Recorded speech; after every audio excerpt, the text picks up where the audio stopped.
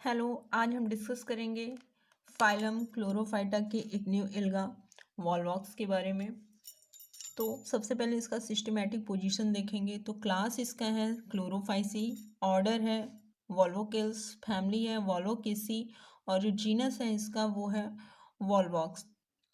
Discussion start करने से पहले हम क्लास क्लोरोफाइसी के बारे में थोड़ा सा नॉलेज ले लेंगे कि आखिर क्या कैरेक्टर वॉलवॉक्स के मैच करते हैं कि इसे क्लोरोफाइसी के अंडर में रखा गया है। क्या क्लोरोफाइसी के मेंबर जो होते हैं उनके कैरेक्टर्स क्या होते हैं। तो सबसे पहले जो क्लोरोफाइसी के मेंबर होते हैं वो ग्रीन इन कलर होते हैं। क्लोरोफाइसी के जितने भी मेंबर होते हैं क्लोरोफाइसी में, क्लास क्लोरोफाइसी में जितने भी एल्गी होते हैं सभी फ्रेश वाटर एल्गा होते हैं।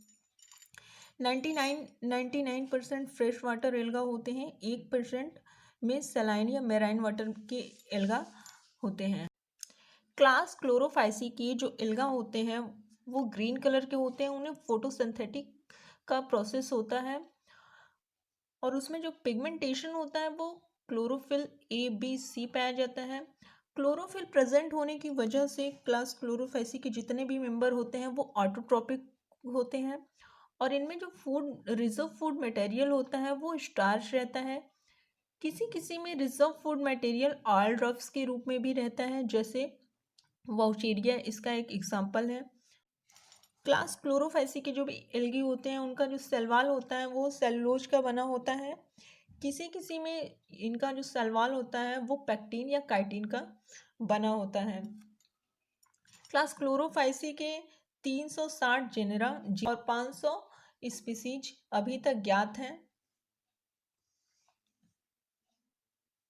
इनमें जो रिप्रोडक्शन होता है वो सेक्सुअल और एसेक्सुअल टाइप का होता है। एसेक्सुअल रिप्रोडक्शन ओगैमस टाइप का होता है और सेक्सुअल रिप्रोडक्शन आइसोगैमस टाइप का होता है।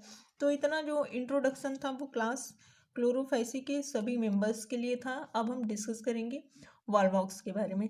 तो अपना डिस्कशन आगे बढ़ाने से पहले हम लोग क्वेश्चन पेपर देख लेंगे कि वॉलवॉक्स से कैसे क्वेश्चन पुटअप होते हैं।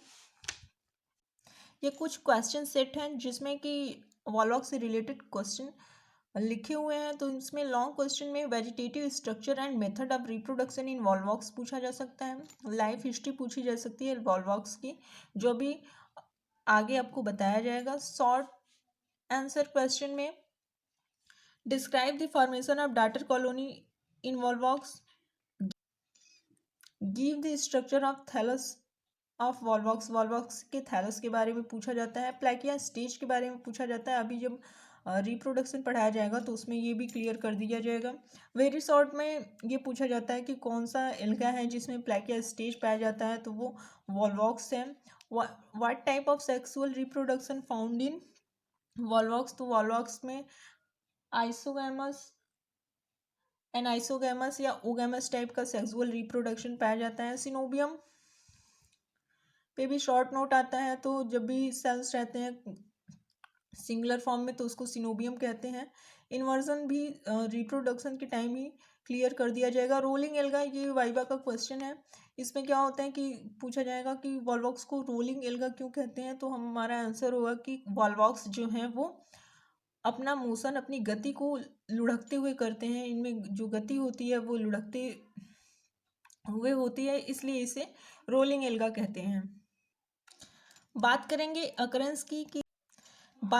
अकरेंस की तो वॉलवॉक्स जो होता है वो फ्रेश वाटर एल्गा होता है। वो टेम्प्रोरी या परमानेंट पूल्स पुडिल्स जहाँ पे भी वाटर होते हैं वो टेम्प्रोरी या परमानेंट फ्रेश वाटर में पाए जाते हैं। साइज होता है वॉलवॉक्स एल्गी है, इसका जो साइज होता है वो पिन हेड जो होता है, जो पिन होता है उसके सिरे के बराबर होता है। इसकी जो संरचना होती है वो स्फेरिकल होती है या फिर ओवॉइड होती है। लगभग वॉलवॉक्स की 20 जातियां ज्ञात हैं, जिनमें से कि इंडिया में 5 स्पीसीज के थ्रू ये रिप्रेजेंटेड हैं। Volvox globator, Volvox aureus, Volvox prolificus, Volvox africanus.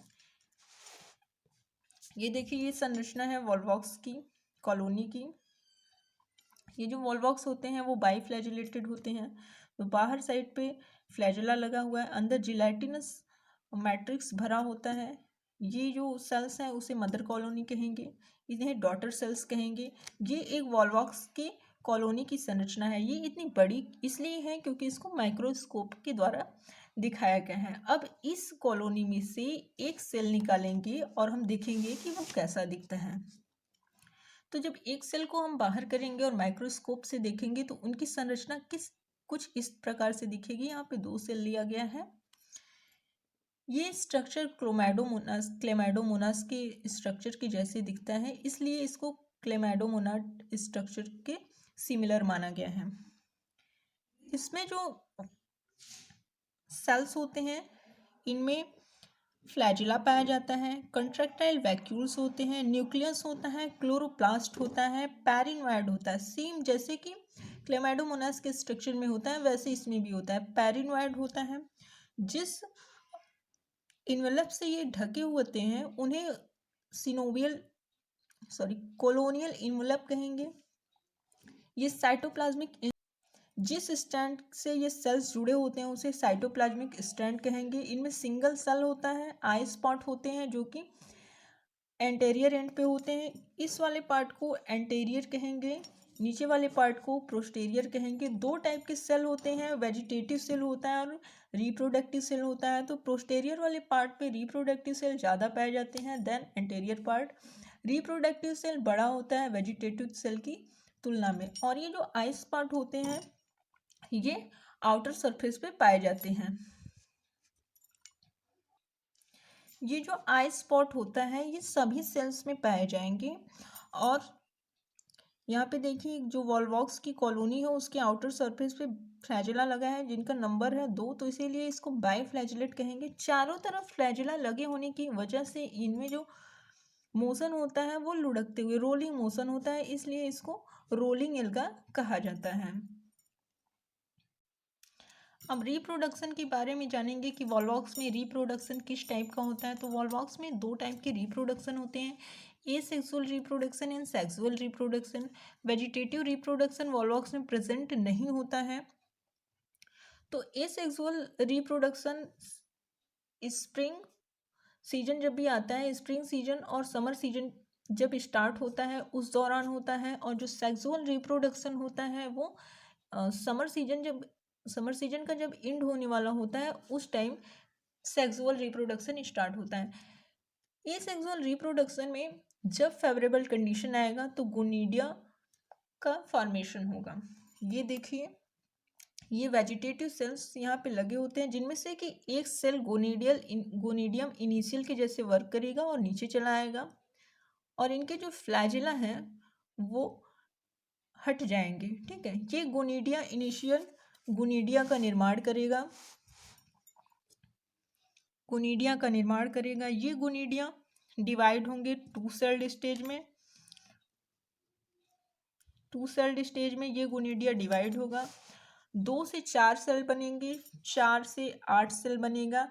ये जो 4 से 8 सेल बनेगा इसी स्टेज को जब गोनिडिया डिवाइड होने लगेगा 1 से 2, 2 से 4 और 4 से 8 सेल बनेगा तो इसी स्टेज को प्लैकिया स्टेज कहा जाता है। तो हमारा ये जो क्वेश्चन है प्लैकिया स्टेज का उसका आंसर मिल गया कि जब एसेक्सुअल रिप्रोडक्शन में फेवरेबल कंडीशन के दौरान गोनिडियम डिवाइड होते हैं जिनमें से कि 2 से 4, 4 से 8 सेल बनता है, उस 8 सेल को प्लैकिया स्टेज कहते हैं। मीडियन स्टेज को प्लैकिया स्टेज कहेंगे। तो हम यहाँ से यहाँ तक का डायग्राम प्लैकिया स्टेज में बनाएंगे। अब ये 8 सेल से 16 सेल बनेंगे, 16 से 32 सेल बनेंगे। और यहाँ पे जब 32 सेल बन जाएगा तो इनमें साइटोप्लाज्म भरा हुआ होता है। ये साइटोप्लाज्म इस यू शेप जब स्ट्रक्चर आ जाएगा तो इस पे प्रेशर बनाएगा। ये इतना प्रेशर बनाएगा कि जो कॉलोनी है सेल की वो कुछ इस टाइप से दिखने लगेगी। जब नीचे से प्रेशर बनेगा तो उसका जो नीचे वाला पार्ट है वो ऊपर जाने लगेगा और डब्ल्यू जैसी संरचना बन जाएगी। एक स्टेज ऐसा आएगा कि ये जो कॉलोनी है सेल्स की ये पूरी पलट जाएगी। जब पलट जाएगी तो उसी को इन्वर्जन कहते हैं और पलटने की जो मेथड है उसे इन्वर्जन मेथड कहेंगे। तो हमारा एक क्वेश्चन का आंसर ये भी मिल गया कि जब साइटोप्लाज्म सेल्स की कॉलोनी पे प्रेशर बनाते हैं तो कॉलोनी एक स्टेज में कंप्लीटली पलट जाती है, उसे इन्वर्सन मेथड कहते हैं। अब ये कॉलोनी सेक्सुअल रिप्रोडक्शन वॉल्वॉक्स में उगैमस टाइप का होगा।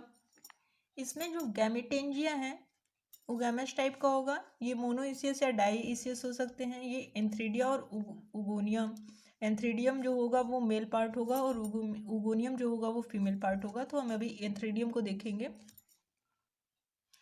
इसमें जो गैमेटेंजियम होता है वो डेवलप होंगे एंथ्रीडियम में, और ये एंथ्रीडिया डिवाइड होगा 1 से 2 एंथ्रीडियम में, 2 से 4, 4 से 8, इस तरह से इनका डिवीजन होगा। लेकिन डिवीजन स्टार्ट रहेगा इनका और ये एक दूसरे से कनेक्ट रहेंगे साइटोप्लाज्मिक स्ट्रैंड से। और जब एंथ्रीडियम बनेंगे तो उस वक्त इनमें फ्लैजेला डिसअपीयर हो जाएगा। 8 सेल बनने के बाद एक स्टेज ऐसा आएगा जिनमें कि जो सेल्स हैं उनके ऊपर फ्लैजेला प्रेजेंट हो जाएगा और उस टाइम एंथेरोजॉइड का निर्माण होगा। ये एंथेरोजॉइड पैरेंटल वाल को तोड़ के बाहर आ जाएंगे जिन्हें जूस्पोर कहेंगे, और ये स्विम करते हुए फीमेल एग तक जाएंगे। यहीं हम उगोनियम को देखेंगे तो जो ये उगोनियम में भी उगोनिया का निर्माण होगा। इनमें डिवीज़न नहीं होगा, ये साइटोप्लाज्मिक स्ट्रैंड से जुड़े रहेंगे। यहाँ पे एग का निर्माण धीरे धीरे होना स्टार्ट हो गया है। मैच्योर एग बनेंगे और जब मैच्योर एग बन जाएंगे तो ये जो एंथेरोजॉइड हैं वो स्विम करते हुए इसके चारों तरफ आ जाएंगे। ये जो उगोनिया है सभी सेल्स से बड़े होते हैं और इनका जो एग होता है वो ग्रीन इन कलर होता है क्योंकि इनमें क्लोरोप्लास्ट प्रेजेंट रहता है। और जब इनके चारों तरफ एंथेरोजॉइड आ जाएंगे तो ये जाइगोट का निर्माण करेंगे। अब हमारी जो नेक्स्ट हेडिंग होगी वो होगी फर्टिलाइजेशन। फर्टिलाइजेशन में जो एंथेरोजॉइड होंगे वो लिबरेट करेंगे एंथ्रीडियम से और स्विम करते हुए आएंगे और स्विम करते हुए फीमेल कॉलोनी के कांटेक्ट में आएंगे जहाँ पे वो एक से फ्यूज होंगे और जाइगोट का निर्माण, जूस्पोर जो होंगे वो एग से फ्यूज होंगे और जाइगोट का निर्माण होगा। ये जाइगोट जब बन जाएगा तो यहाँ पे इम्ब्रियो का फॉर्मेशन होना स्टार्ट होगा। ये इम्ब्रियो डिवाइड होगा 2 सेल्ड इम्ब्रियो में, 2 से 4 सेल्ड इम्ब्रियो बनेंगे एक, और फिर मल्टी सेलुलर इम्ब्रियो का निर्माण होगा। जैसा एसेक्सुअल रिप्रोडक्शन में हुआ था कि पूरी जो कॉलोनी होगी उनमें इन्वर्जन पाया होगा, पूरी जो कॉलोनी होगी। ये डायग्रामेटिकल रिप्रेजेंटेशन है वॉल्वॉक्स के लाइफ साइकिल का। इसमें सबसे पहले एसेक्सुअल रिप्रोडक्शन में देखेंगे कि वॉल्वॉक्स जो है उससे गोनीडिया का फॉर्मेशन होगा। गोनीडिया से डॉटर कॉलोनी बनेगी और वो डॉटर कॉलोनी डेवलप होगी एक न्यू वॉल्वॉक्स में। सेकेंड देखेंगे सेक्सुअल रिप्रोडक्शन के लिए तो एंथ्रीडियम का निर्माण होगा और उगोनियम का निर्माण होगा। एंथ्रीडियम से एंथेरोजॉइड बनेंगे, उगोनियम से एग बनेगा। दोनों में जब फर्टिलाइजेशन होगा तो जाइगोट बनेगा। इस जाइगोट में मियोसिस होगा। मियोसिस के बाद जूस्पोर बनता है। जूस्पोर के बाद जुवेनाइल कॉलोनी बनती है और ये जुवेनाइल कॉलोनी डेवलप होती है यंग सिनोबियम में, न्यू वॉल्वॉक्स में। तो ये था आज का डिस्कशन वॉल्वॉक्स। वीडियो अच्छी लगी